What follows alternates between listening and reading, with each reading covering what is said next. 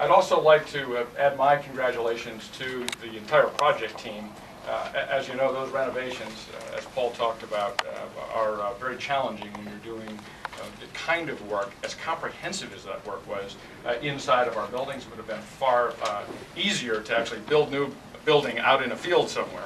As you know, we chose not to do that, but to reinvest in these facilities. And so special thanks to Tony Visco, our architect, and his team. Our project team, led by Granary Santec now, Mark's here, and our Alexander team who actually did all the work, did all the coordination. Just an absolutely fantastic job.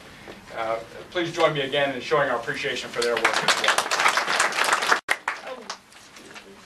And then finally, I didn't mention Sister Joanne with other board members. Sister Joanne is here. She is finishing up her work for us, actually, today, technically, is her last official day on the job as a member, a staff member of our foundation. She will be continuing as the president, or the chair, I should say, of the board of directors for Divine Providence Hospital.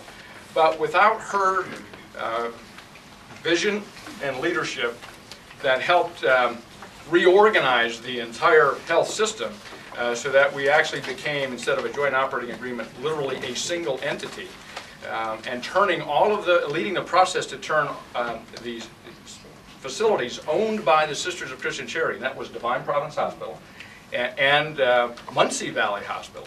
She led the effort to turn that over to Susquehanna Health, which was a major part of being able to develop the funding necessary for the work that has been done here. Now, add to that the contributions that many of you here made personally towards this project, your own financial support or the support of your time and talent.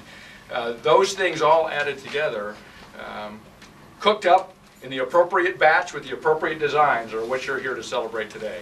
And we want to say thank you to all of you for that work as well.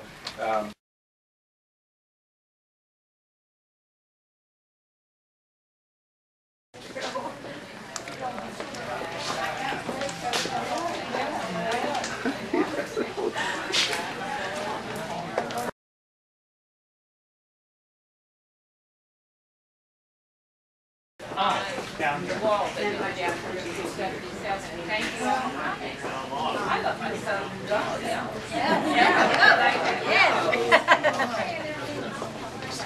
How's your husband?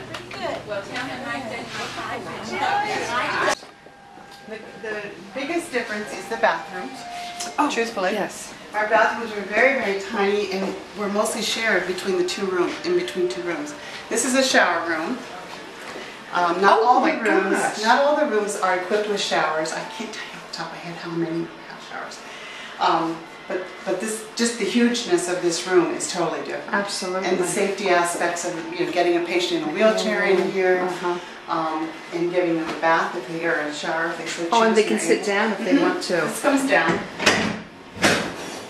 Oh, this is. I think I'll keep it down. Right now, we have 8 of our 16 rooms with an in-room computer. Within the next fiscal year that starts in July, we will be getting 8 more computers so that every room will have a computer in it. What this does is it means that the nurse and the CNAs that are taking care of the patient can actually document while they're talking to the patient. So it's done immediately, so you don't have other things distract you and maybe not document as much as you would. It also takes the time so that the nurse stays at the bedside with the patient, not running out to a computer in a central station. And so forgetting more time on the way. Yes. Now, is the patient allowed to use that computer too? No, this isn't set up for that. Okay. This is just for us to document on. And the other thing that it has is we scan our medications, and we scan a barcode on the patient band to make sure we're giving the right medication to the right patient at the right time. So this is wireless, and we just walk right over to the patient's bed with the medication. It has a barcode on the outside of each package before you open it. Right.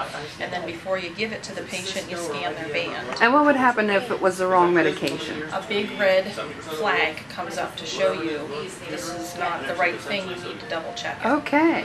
And this is actually our last check. We still always look physically on the computer to Right. make sure we have the right patient and the right medication. Right. We look at the medical. This is so wonderful to have these right in the room.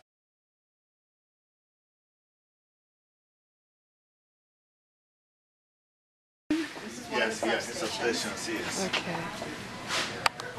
And that way, it takes the congestion out of the central Yeah. station. Yeah. They can, you know, be down here where all their patients are in this Right. wing. Is the same thing in the nurses' station that's out here? Yes, yeah. Okay. Okay. So there's their nurse's station, and then there's a substation at the other end of the hall.